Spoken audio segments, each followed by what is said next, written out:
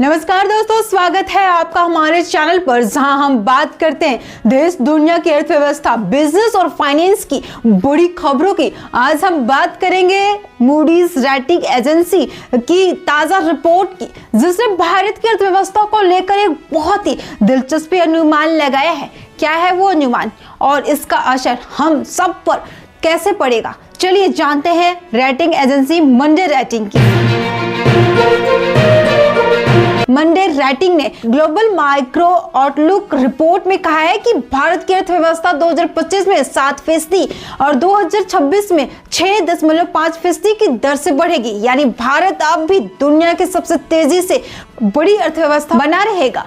और मजेदार बात यह है कि मूडीज ने कहा है भारत की ये ग्रोथ मजबूत इंफ्रास्ट्रक्चर और खर्च और घरेलू खपत, डोमेस्टिक कंजम्पशन के कारण सरकार लगातार सड़कें, रेल, बंदरगाह और डिजिटल इंफ्रास्ट्रक्चर में निवेश बढ़ा रही है और यही भारत की रफ्तार बनाए रखेगा। हालांकि रिपोर्ट में यह भी कहा गया है कि निजी क्षेत्र, प्राइवेट सेक्टर अभी भी पूंजी निवेश को लेकर थोड़ा सतर्क है। यानी कंपनियां अभी भी बड़े पैमाने पर नई फैक्ट्री या प्रोजेक्ट लगाने में हिचकिचा रही है। लेकिन फिर भी मूडीज का कहना है कि भारत की ग्रोथ की कहानी मजबूत है, क्योंकि खपत बढ़ रही है, निर्यात हो रहा है और महंगाई अब काबू में है। अगर हम तुलना करें तो मूडीज ने चीन की अर्थव्यवस्था के लिए 2025 में सिर्फ 5% ग्रोथ का अनुमान लगाया है और 2027 तक घटकर 4.2% रह सकती है।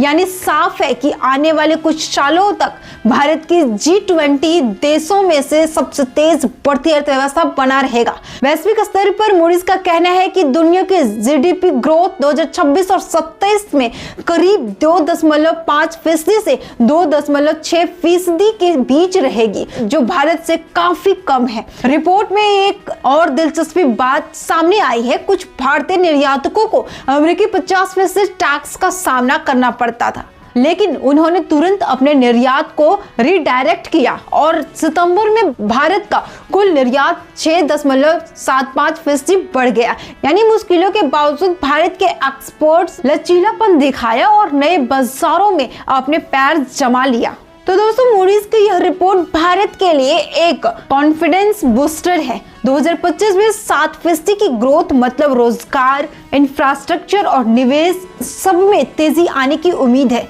अगर भारत इसी रफ्तार से चलता रहा तो 2030 तक यह दुनिया की तीसरी सबसे बड़ी अर्थव्यवस्था बनने से कोई नहीं रोक सकता।